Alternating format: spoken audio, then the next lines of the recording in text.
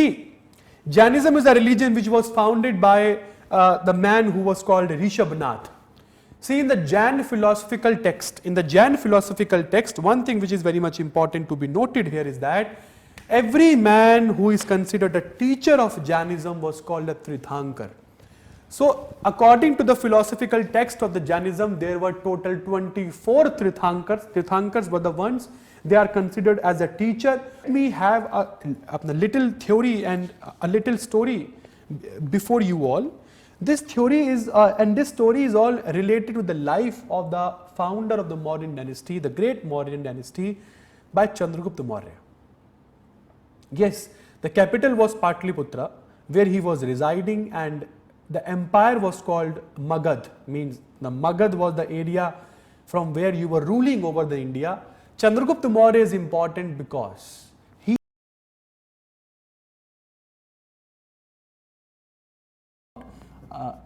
and basically in this class we will be talking about the Jainism, the heterodox sects I am talking about, Buddhism. Many heterodox sects are coming in this phase, but only 3-4 of them gained much support, which is very much important from the UPSC point of view, and students believe my point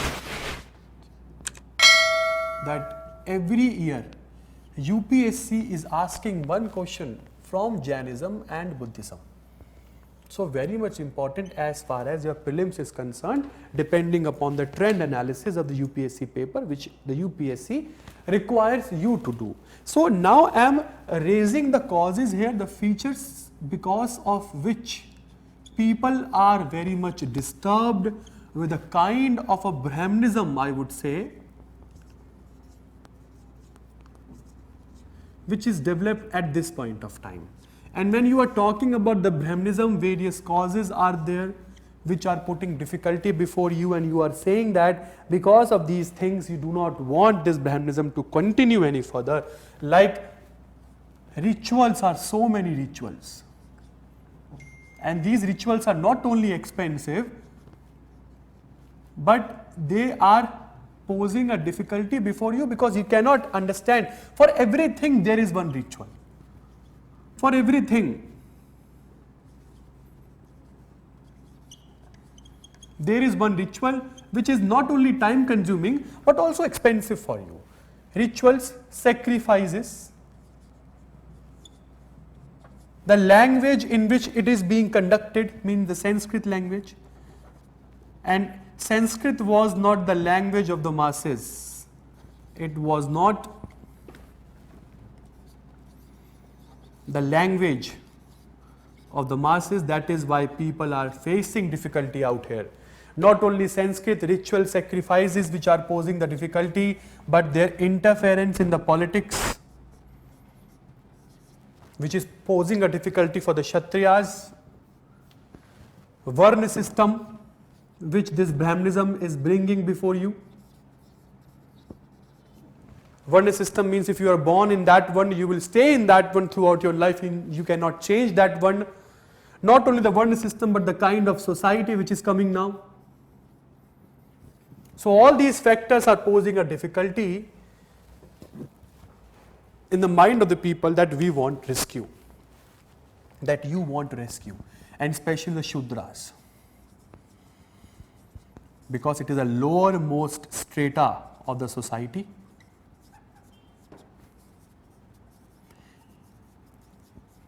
They want some self-respect.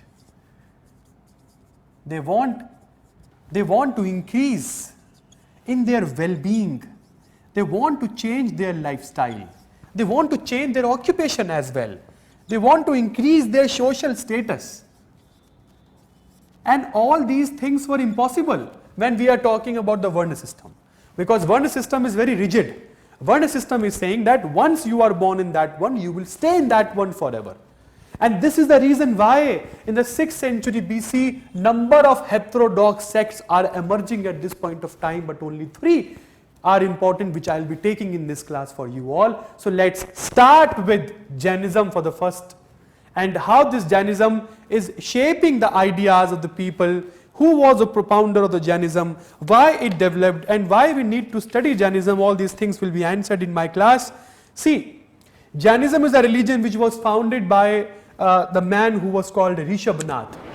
See, in the Jain philosophical text, one thing which is very much important to be noted here is that every man who is considered a teacher of Jainism was called a Trithankar. So, according to the philosophical text of the Jainism, there were total 24 Trithankars. Trithankars were the ones, they are considered as a teacher who will help you in attaining the knowledge, the supreme knowledge. See, when I am taking the religion classes, every religion is just focusing one thing, that how to get that supreme knowledge. Every religion knows that there is one supernatural power who have made possible the life on this earth, and you have your soul, you are the individual soul.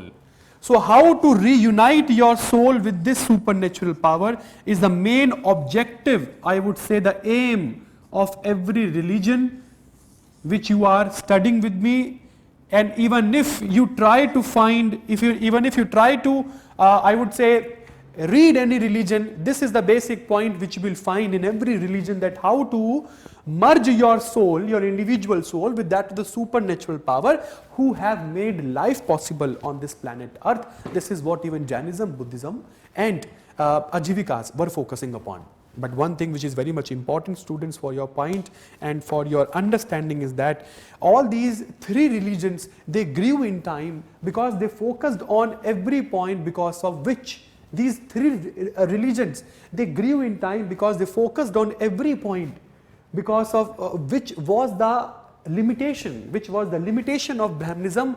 These heterodox sects, they made these points the advantage for themselves, so that the people start loving them.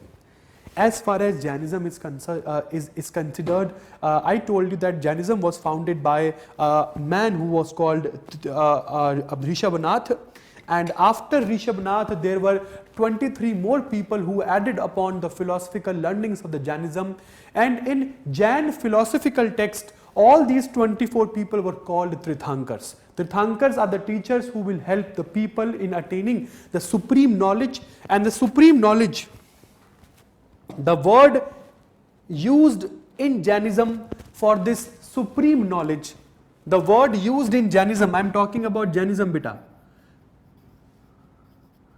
I am talking about Jainism. The word used for super and this reunion of the this union of the soul with that of the supernatural being is called kaivalya. Kaivalya can be understood in terms of moksha for you people. If you are understanding, this is a moksha which we call for Brahmanism. Brahmanism is focusing upon moksha. So the term similar to moksha for Jainism is kaivalya, and the people who are helping you in order to attain these kaivalyas were called Trithankars. And the first Trithankar was Rishabhadeva, who is considered to have founded this religion called Jainism. Now, the major question comes.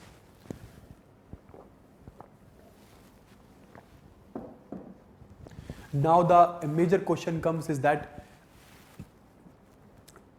the name Jainism was given by Rishabhadeva or not, or the name Jainism was devised later. We will try to puzzle, or we will try to solve this puzzle as you will read with me in the when you will read with me the I would say the details about this whole scenario.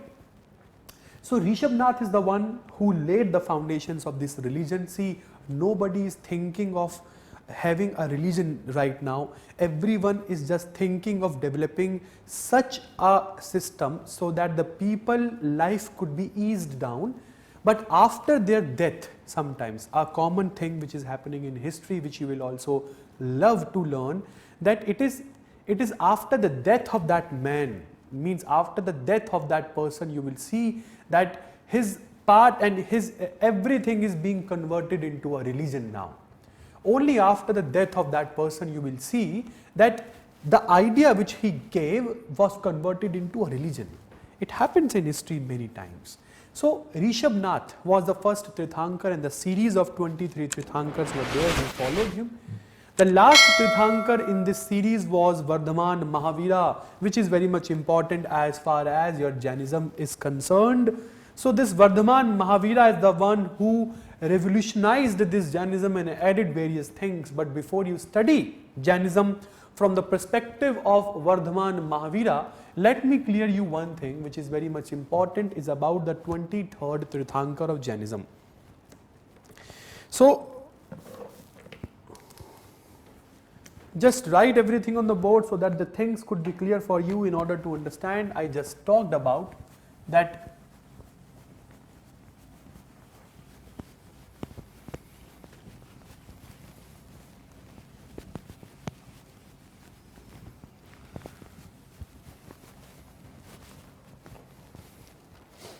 in very short forms. I will try to explain this whole topic so that you can read it in a comprehensive manner. According to the philosophy of the Jainism, there were 24 Trithankars of Jainism. 24 Trithankars. The first Trithankar was called Rishabhanath.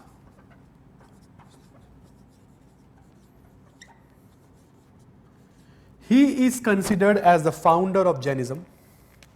He is the one who is considered as the founder of Jainism. And yes, 23 other Trithankars followed him. In total, there were 24 Trithankars.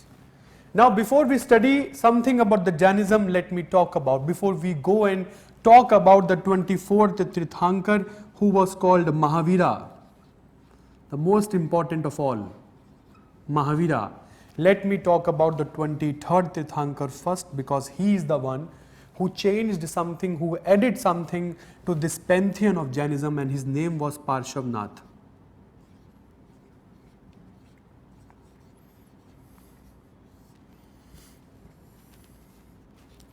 This Parshvanatha is known to have added 4 principles as far as Jainism is concerned. This Parshvanatha gave 4 principles.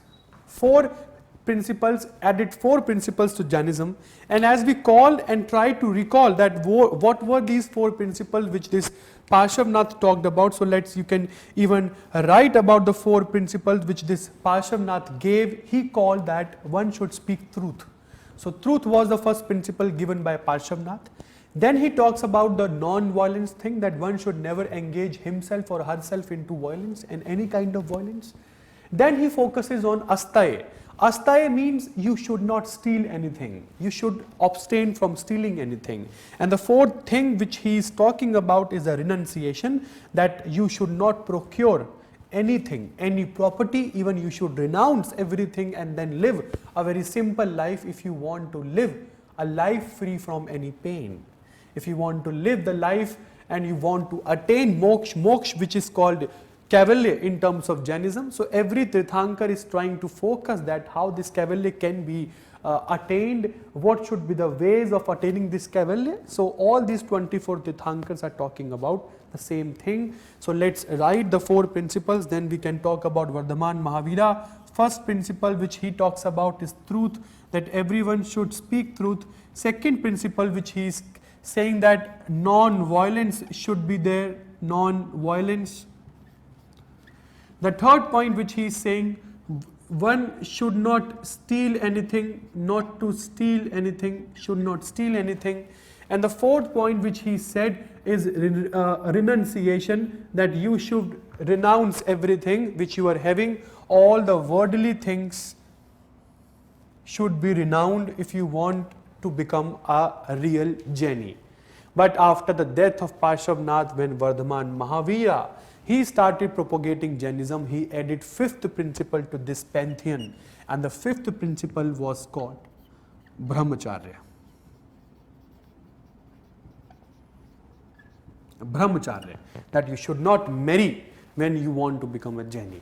So Brahmacharya is the fifth principle added by Mahavira in these four principles which were originally given by Parshvanatha and Mahavira. When added this fifth principle called Brahmacharya, he also called the people, he also called and asked the people that you should not only observe Brahmacharya, but you should also do one thing, which is that you should leave wearing the clothes. According to the historical debates and archaeological sources which we have found till date, it is an accepted fact that Parshvanatha never ever said people that you should not leave your clothes, that you should not wear the clothes. It is only Mahavira. Then it is only Mahavira who asked the people that not to wear the clothes at all. This is what Jainism was all about, which was fabricated by this man who was called Vardhaman Mahavira. So in order to become a real Tirthankar, you will have that feel of Kaivalya. If you have attained a Kaivalya, it means you are free from the worldly desires and you are called a Jaini. So how this Kaivalya can be attained, and if we talk about Mahavira, how he attained Kaivalya, so let's study about that. If we study about the Mahavira, it was at the age of the 30 when he left his home. He left his home and he wandered here and there for almost 12 years, and it is after the 12 years when he was in the meditation, after very hard penance, and I would say after observing meditation after 12 years, he attained this Kaivalya on the banks of the river Rijupalika. Rijupalika is the river on the banks of which this man Vardhaman Mahavira, he attained Kaivalya. So this is very important as far as your prelim information is concerned. And when this Mahavira attained, now I am going to explain you one thing, that how the word Jainism is coming into being. So when this Mahavira he attained, I would say, Kaivalya, he attained Kaivalya on the banks of river Rijupalika. So after attaining Kaivalya, Mahavira was being called by the people as Jain. As Jain. Jain means a person who have conquered the worldly desires. And now because the Mahavira is called Jain, that is why the people now who were following Mahaviras were called Jaini. So now you are getting the point how this word Jainism is actually coming into being. It is all because of Mahavira, that when this Mahavira attained Kaivalya on the banks of river Rijupalika, and this river Rijupalika is located in the Shrambik village. Shrambik village, you can write it as far as your prelim information is concerned. So in the Shrambik village on the banks of the river Rijupalika, you are attaining Kaivalya, and now the people are starting calling you as a Jain, and now the person who are following this Jain were called Jainis. This is what this Mahavira is important. And now after you attained Kaivalya, it is your duty to share the details of that Kaivalya with your disciples. This is what Mahavira even did. This is what even Buddha did. That when Buddha attained the moksha, and the moksha is called, I would say in Buddhism, the moksha is called nirvana. So when Buddha attained the stage of the nirvana, he gave his first sermon at Sarnath. This is what even Mahavira did. He gave his first speech and started motivating the people that how you can break this circle of the desires and how you can become free from these worldly desires and can lead a life which is much required, and which is required in order to reunite your soul with the soul of a supreme being. This is what Jainism is saying. देखिए यहाँ पे मैं God की बात नहीं कर रहा हूँ. I'm not talking about whether they are believing in God or not, but they are believing in some kind of supernatural power which is important. So this is a kind of ideology presented by Jainism as far as your 24 Trithankars are concerned. Now let's move in the history with the Jainism, that what else this Jainism has to offer to you. So one thing is very much clear, that it is Mahavira, the 24th Trithankar, because of which the word Jainism is actually coming into being. All the 5 principles which were advocated by or in the Jainism pantheon is now very much clear. So now let's start with the next thing, which is talking about that what is happening after the death of the greatest preacher called Jainism. See, this theory and this theory will be explained to you when you will study about the Mauryan Empire. Let me have a little theory and a little story before you all. This theory is and this story is all related to the life of the founder of the Mauryan dynasty, the great Mauryan dynasty, by Chandragupta Maurya. Yes, the capital was Patliputra, where he was residing, and the empire was called Magad, means the Magad was the area from where you were ruling over the India. Chandragupta Maurya is important because he established the first pan-Indian dynasty of India, means the dynasty which ruled over whole India. This is what Chandragupta Maurya gifted to the history. So it is during the last days of Chandragupta Maurya. Last days means when he was going to die, when he was about to die. So Chandragupta Maurya was not a Jaini in the initial stages of the life, but when he was going to die, some monk suggested him that, sir, listen, you should leave the throne now and you should give the chance of ruling to your son, who is called Bindusar, and you should abandon and you should leave every worldly desires, these throne, this Rajpat, and you should come with me and have a very simple life where you can leave your body and attain the supreme being. Chandragupta Maurya thought, yes, it is a good idea, and he did the same. But during Chandragupta Maurya, the society of Mauryan Empire and especially of the Patliputra was under the control of Jainism, and there were two philosophers, there were only two philosophers who were, I would say, two philosophers of Jainism during Chandragupta Maurya were there. And I am explaining you something that what happened after the death of Mahavira. And it happens even in history. When someone in the religion who was very great, when he dies, the religion gets bifurcated. This is what even happens in Jainism also. So when you talk about this Mahavira thing, and when this Mahavira died, when he died, all these things will be shared in the slides, so don't worry. So when the Mahavira died, I am talking about how this Jainism got bifurcated. However, Jainism did not got bifurcated instantly. It takes time. History takes time in order to bifurcate even the religions. I am talking about the time of the king Chandragupta Maurya. So during Chandragupta Maurya, the society of Magad, or I would say the capital Patliputra, was under the control of two Jain philosophers.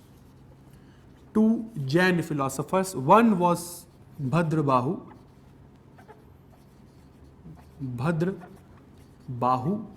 and the second philosopher was Sthulbhadra.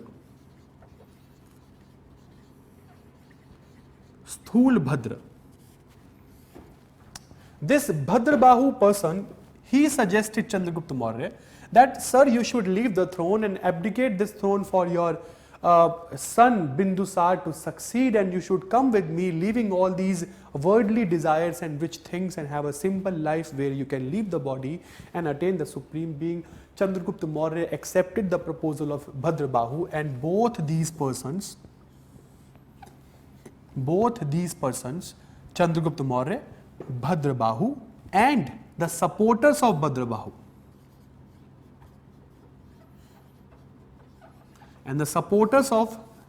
Bhadrabahu, they all migrated to Karnataka.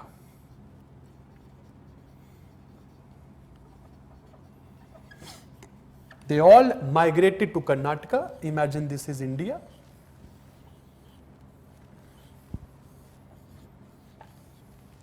So from Magad, you all are coming to this place, Karnataka. There is a cave in Karnataka which is called Shravan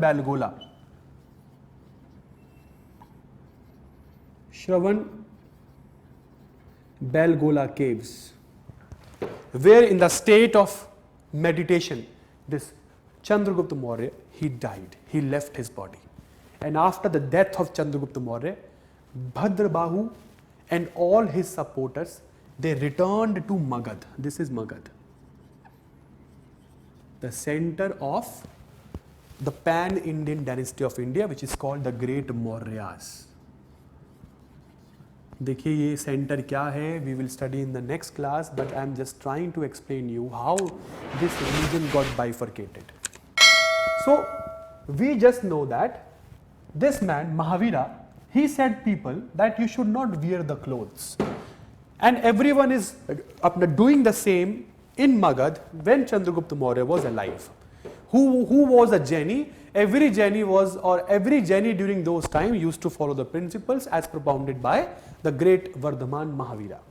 So when he was getting old, was about to die, under the leadership of Bhadrabahu, all of them along with their supporters migrated to Karnataka in Shravan Balagola cave in the state of meditation because of starvation. This Chandragupta Maurya, he died.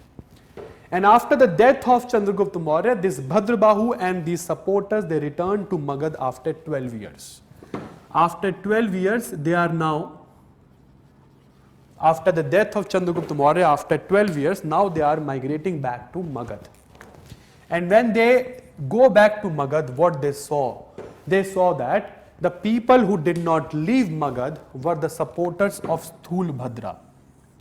And this man, in the absence of Bhadrabahu, have given permission to the Jainis that you all can wear the clothes. You do not have any problem. If you want to cover your body parts, you can cover. You can wear the clothes. And this permission was granted by Sthul Bhadra when Bhadrabahu and his supporters were not in Magad. And when Bhadrabahu returns to Magad after 12 years, what he see? What he saw that now the Jainis, they are wearing the white clothes. They are wearing the white clothes. And this is the point where this Jainism got bifurcated. The people who wore the white clothes were called Shvetambars, and the people who were the real Jainis, as they considered themselves, who were the supporters of Bhadrabahu, they called themselves Digambars. So this is how Jainism got bifurcated. This is the whole story behind this bifurcation. Shvetambars, the people who are wearing the white clothes, and Digambars, who were calling themselves as the real Jaini. So these Digambars were the supporters of Bhadrabahu, and the Shvetambars were the supporters of Sthul Bhadra. This is everything which you need to study as far as your prelims are concerned. So this is how whole of this bifurcation is taking into place. This is what this Jainism is all about as far as your division of Jainism is defined. See, Jainism believes in, the Jain religion believes in the theory of rebirth, and yes, it also believes in the theory of karma. Jainism believes that what type of karma you are following, because of that karma you will take birth someday, and your rebirth, देखिए क्या है, every religion wants that if you are taking birth in this society, it should be your last birth. You should be free from this cycle of birth and rebirth, and this could only be done when you attain some kind of Kaivalya, Nirvana or Moksha. All are same. So when you attain that Nirvana, Kaivalya or Moksha, you actually free yourself from the cycle of birth and rebirth, because you reunite your soul with that of Supreme Being. Means what? You are merging your soul with the soul of the Supreme Being, and that is why you are free from the cycle of birth and rebirth. So this is what Jainism also saying, that yes, Jainism believed in the theory of rebirth, Jainism believed in the theory of karma. Jainism says that your karma will decide whether you will take birth or not. So this is what Jainism is saying.